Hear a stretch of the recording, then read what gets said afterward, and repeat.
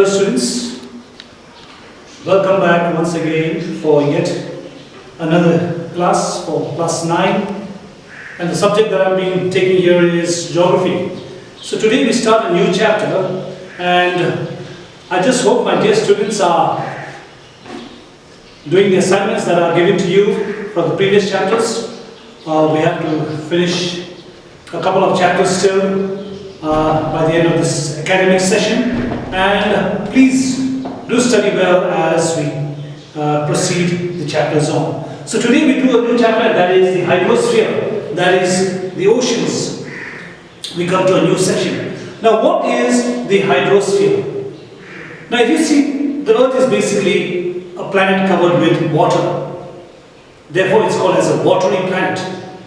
In the very beginning, if you see, the earth was just a huge landmass called as Pangaea, and later on what happened was that the land which was called as Pangaea was surrounded by a huge water body called as the Panther.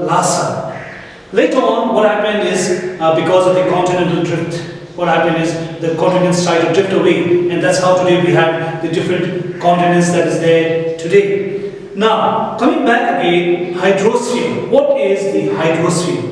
Hydrosphere is basically the aspect where we talk about the water that is present on the earth. It's also called as the water sphere. Now if you see here, see all the waters on the earth's surface such as oceans, lakes and seas, including water in all forms, including soil and ground, is called as hydrosphere. So I'll just enlarge it a little bit more. See, hydrosphere.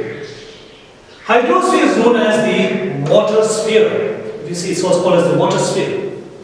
That means all the water aspect of the earth is termed as hydrosphere. Whether it's the water of the lakes, whether it's the water of the rivers, seas, oceans, in the soil, everywhere, it all comes under this aspect called as the hydrosphere. Now basically, there are two movements of water that takes place on the earth's surface, because we are talking about the chapter hydrosphere or the oceans. Basically there are two movements that take place in the oceans.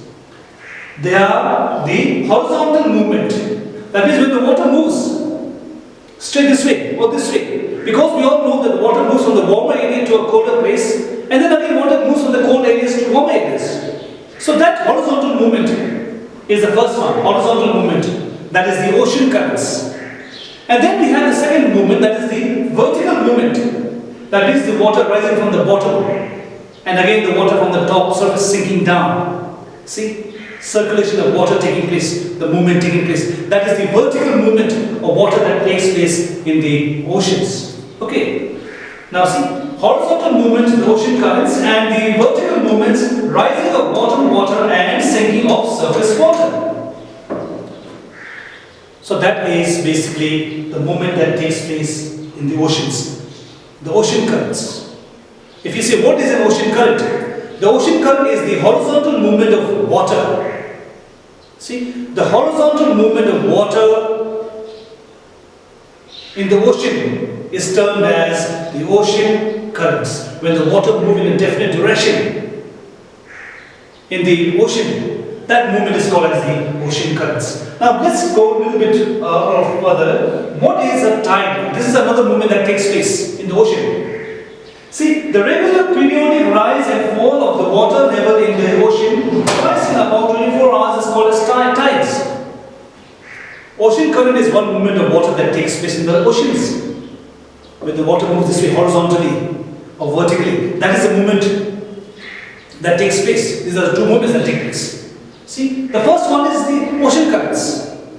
And then we have the second one, that is the tides. The water rising up and down once in 24 hours or twice in 24 hours. The regular periodic rise and fall of the water level in the ocean twice in about 24 hours is known as tides. When the water level rises up, again it sinks down, again it rises up, sinks down. It takes place twice in 24 hours. It is called as the tides. Now we'll study later on why does tides take place as well. Now, what is the causes of tides? Why does tides take place? Tides takes place because of two reasons. One is the gravitational force of the sun and moon. See? One is the gravitational force of the sun and the moon, which causes tides. If the earth is in the center, if the moon is here, and if the sun is here, when they are straight, it has